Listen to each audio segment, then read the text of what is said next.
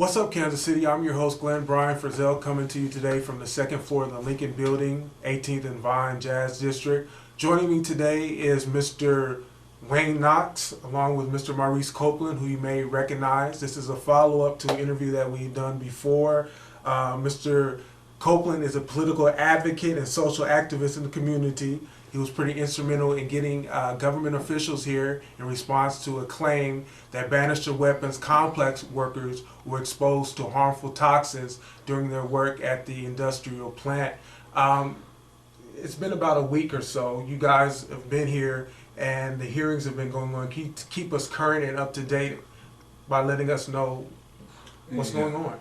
Yeah, the work of the hearing or the meeting that we just had on the 14th, an advance movement of the government to let people know about the special exposure cohort that we filed our request, was to let them know what the special exposure cohort was. And now we've got the recommended decision that came from an advisory board on this claim, on this request.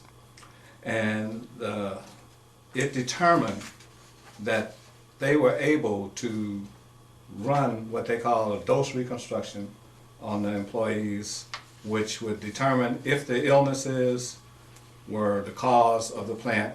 They could do a dose reconstruction to determine if their cancers were caused by the plant. Now on the 28th, and this is why I'm here, on the 28th, we're going to have a meeting of the Presidential Advisory Boards coming to Kansas City, and it's going to be downtown at the Crown Plaza, 1301 Wyandotte, and it is going to be to advise the petitioners, which is Mr. Wayne Knox and myself, as to the recommended decision to deny us the status of the special cohort. And so the status has already been denied, and the hearing will further explain to the general public why. It hasn't been denied. It's a recommendation. Recommendation. Yeah, and so the denial would come from the Presidential Advisory Board, and that's why on the 28th, all people concerned or claimants or survivors, family members, anyone that associated with the Bannister Federal Complex should be at this meeting on 28th. So we hear you. What's up, Kansas City, on January the 28th between 4:15 and 5:30 where? At the Crown Plaza, 1301 Wyandotte, Kansas City, Missouri. We hear that. What's up, Kansas City? Come park your nice Bentleys, your Mercedes. Come out and support and hear what the committee has to say in regards to this recommendation. One quick question, and I'm going to turn it over to Mr. Knox, whom I understand has some interesting information for us. I talked to you yesterday via computer, and you said that you were expecting the recommendation in a way. You were expecting the results that you got, but you weren't surprised. Oh no, I wasn't surprised that they decided that they could do dose reconstruction. I'm a Vietnam veteran, and the government decided that there wasn't anything wrong with Vietnam veterans. It didn't have anything to do with Agent Orange. Well, it proved to be a lie, and they decided to turn around after 30 years. So in this decision, there's nothing but the same thing to me. How did the audience react to the decision? The place was not happy. We had some pretty vivid and heated remarks go to the government, and we hope that that same passion stays there for this meeting coming up. Mr. Knox? Yes, we're going to turn the floor over to you. I understand you're here to educate us a little bit. Yes. NOSH has a standard practice of denying the rights of the workers to have medical care and compensation guaranteed by an act of Congress and mandated by presidential executive order. What they're doing is simply a violation of law. they know that they cannot accurately reconstruct these doses, but it's a delay tactics. The longer they delay, the more money their contractors make, and the greater the probability that a person will die. And there will be a reduced payout for the claimant, and the body count, that is the number of cancer, death, and illness, will not be recorded properly. It will be underreported. How would actually reconstructing a dose, what kind of process would that entail? Based upon the regulations, they would have to have all of the radioactive material that a person would be exposed to. They would look at the exposure pathways, how the material got into the body, and they have dosimeters in general. They would look at those dosimeters and look at the dose rates and the radiation doses provided by those dosimeters. There's a litany of information out there that you have to collect in order to properly reconstruct these doses. The fundamental problem is we didn't do it. We absolutely did not collect all of this information that they say that we should have gotten, but it was just a ridiculous concept to think that we would waste people's time getting exposed to all of this radiation while we make measurements about them. The longer we delay a person's time in these radiation zones, the greater the risk of cancer. And our job as an operational health physicist was to minimize the radiation dose, minimize the number of cancers that would be induced. We could not perform that function by making all of these measurements that they wanted us to do. And we didn't do them.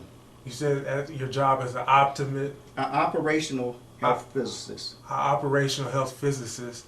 Can you tell our viewers a little bit about your background and why you're here in Kansas City? Yeah. I started off as a military guy. I worked in foreign intelligence. I was a captain and radiation physicist with foreign technology. Then I moved over. After I finished my active duty, I went into the medical side of the house. I was a nuclear medicine scientist. I served at Eisenhower Medical Services, Eisenhower Medical Hospital, and I also went to work at Hanford, where I really got a good understanding of how health physics was practiced and how we went about protecting people from exposure to radiation and radioactive materials. Excellent, excellent. Well, what can we do as concerned citizens in terms of supporting? These people are already sick, and I know that a lot of the information that you brought to share with us kind of gives us an overview of the corporate interests that play a part in the decisions that were made. Can you just give us any general comments of where you're going looking forward? I understand that radiation exposure is not a unique problem only to Kansas Cityans at the Honeywell plant complex. This goes on all over the country. Yes, there are over 300 facilities now that involve radiation exposure associated with the production of the nuclear weapons program. What we're trying to do now is sort of limited.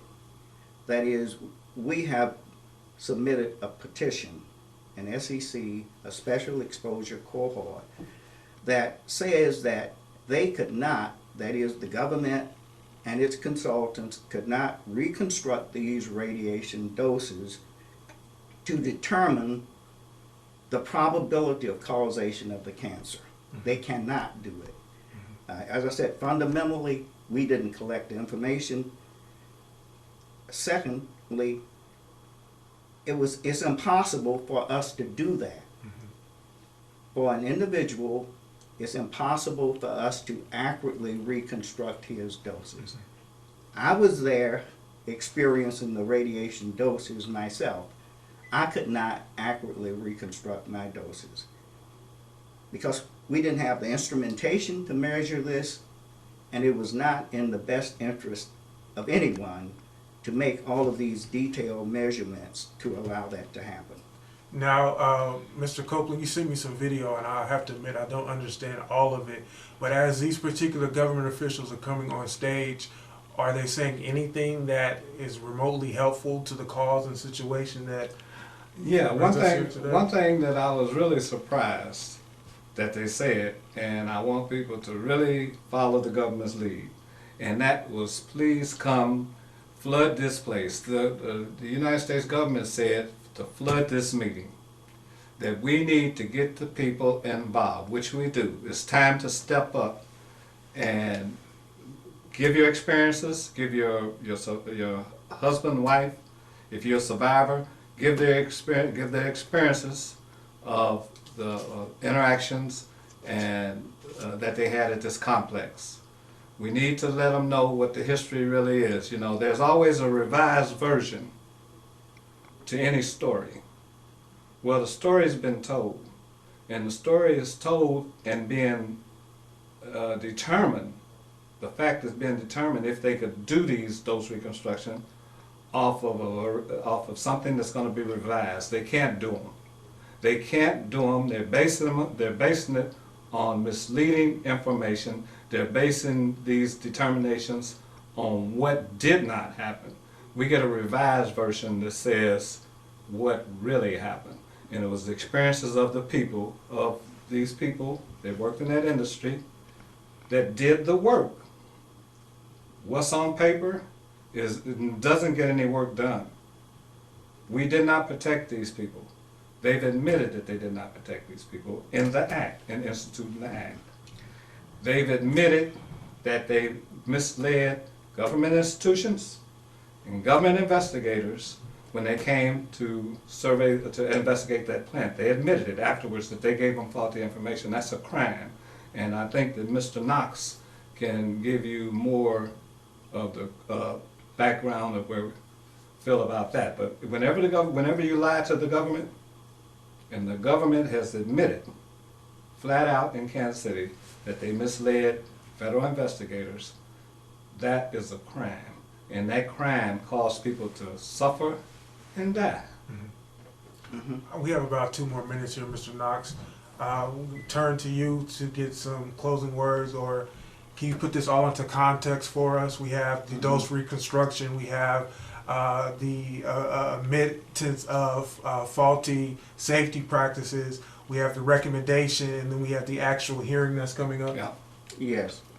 We will be addressing the fact that NASH is falsely claiming that they can sufficiently accurately reconstruct these doses. In 1997, NASH was claiming it could accurately reconstruct these doses. I went before a committee of CDC and others and showed them why they could not accurately reconstruct any of these doses. The mere definition of accuracy is just fundamentally how close did you get to the target, right? How close did you get to the bullseye? If you don't know the radiation dose, you can't tell how accurately close you came to it.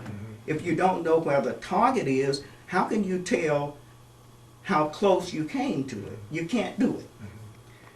So that when they published the law in 2000, the word was changed to sufficiently accurate. But that has no meaning. How sufficiently close did you get to a point that you don't know anything about where it is? That's how they wrote up the law, so they can sort of determine what sufficiently accurate is. But again, based upon my direct experience as an operational health physicist, you cannot do it. All of the data quality objectives of accuracy, precision, representative completeness, comparability are lost.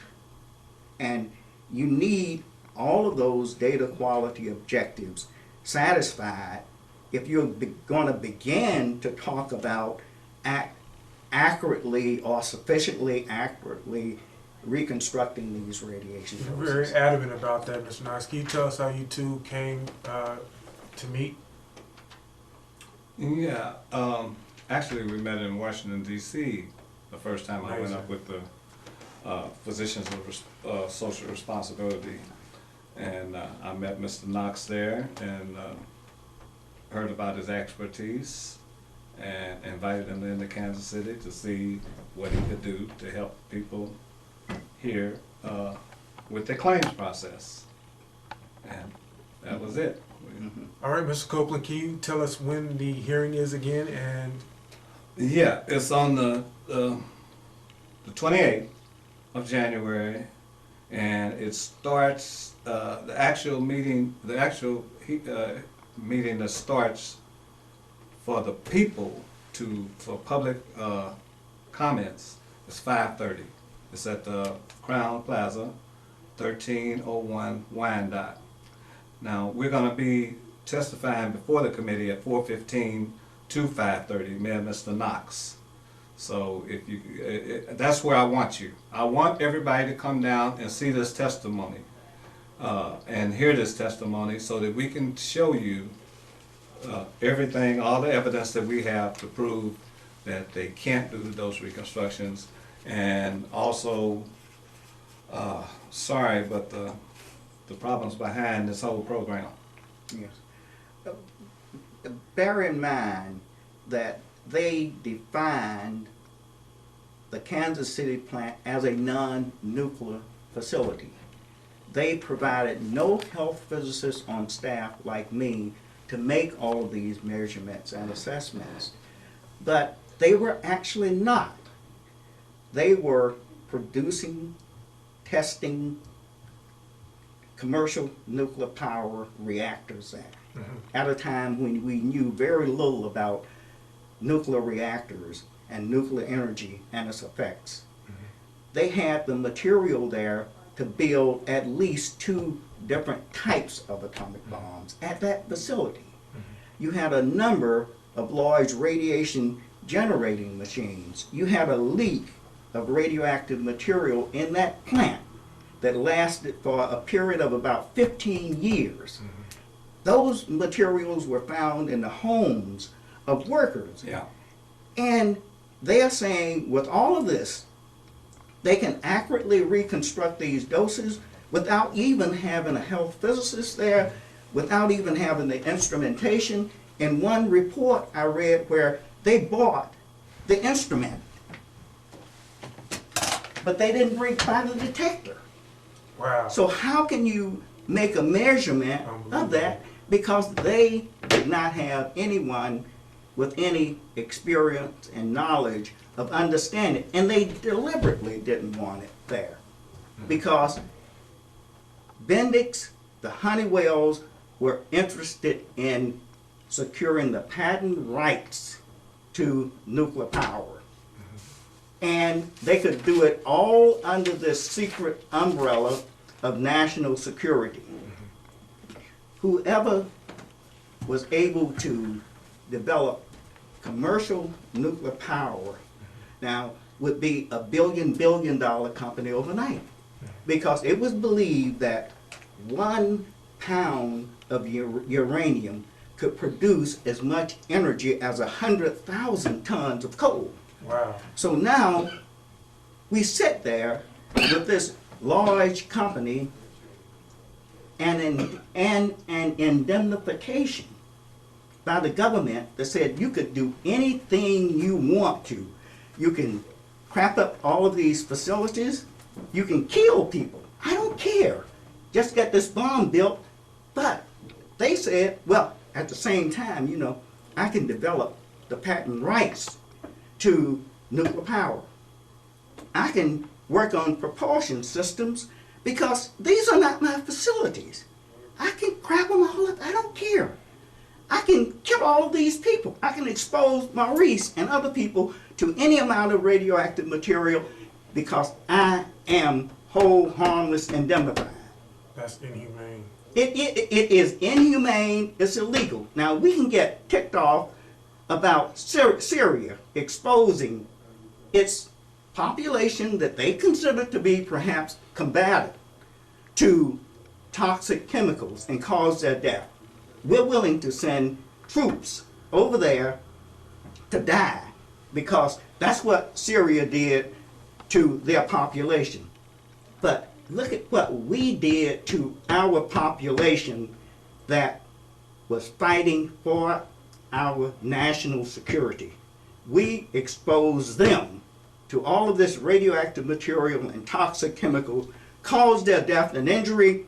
Congress recognized it, acknowledged it, That's this right and there. made provisions to take care of them in terms of their medical care and a very modest compensation. And we said, no, we're not even going to give them medical care, even though we exposed our population to radioactive materials, toxic chemicals, beryllium, and caused their death, and Congress acknowledges that. Wow. But you have a bunch of civil servants now that says, no, we can't really agree to that. Mhm.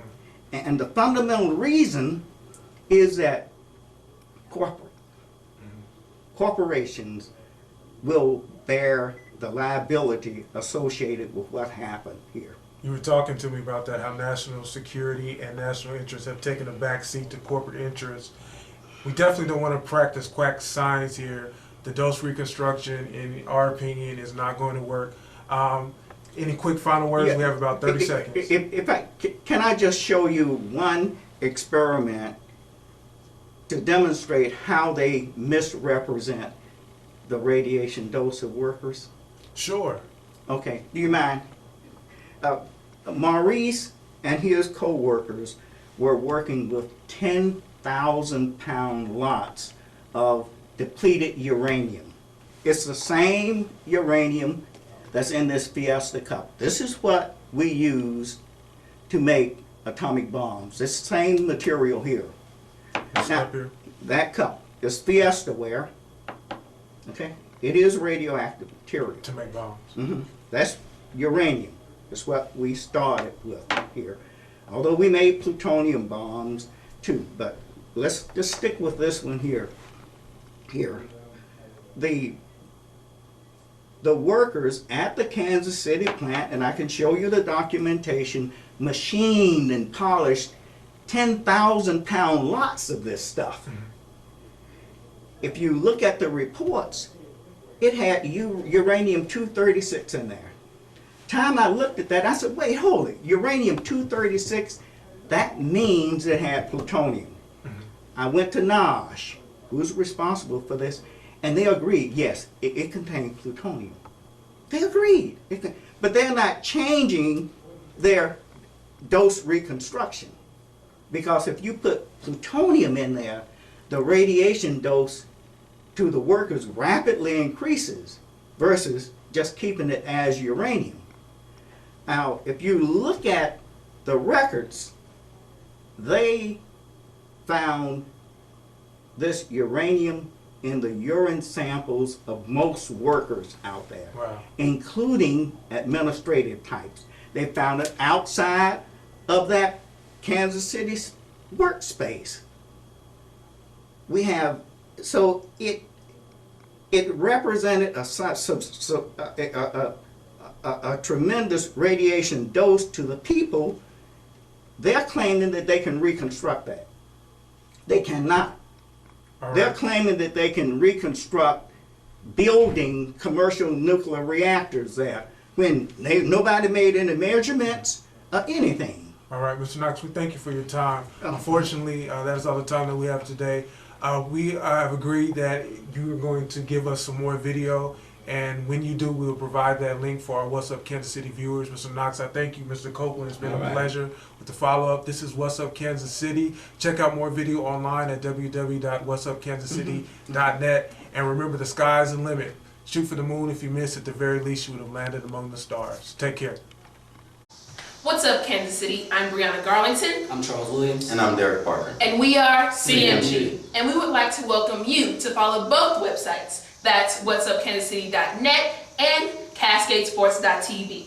Some of our programs consist of Are You Awoke?, Coach's Corner, and many more interviews, news, and blogs. Be sure to like our Facebook page and follow us on Instagram at Cascade Media Group and Twitter at What's Up KC and Cascade Sports. And remember, the victory we call success Goes to the best prepared. And when you invest in your community, You are really just investing in yourself. So don't just like it, share it.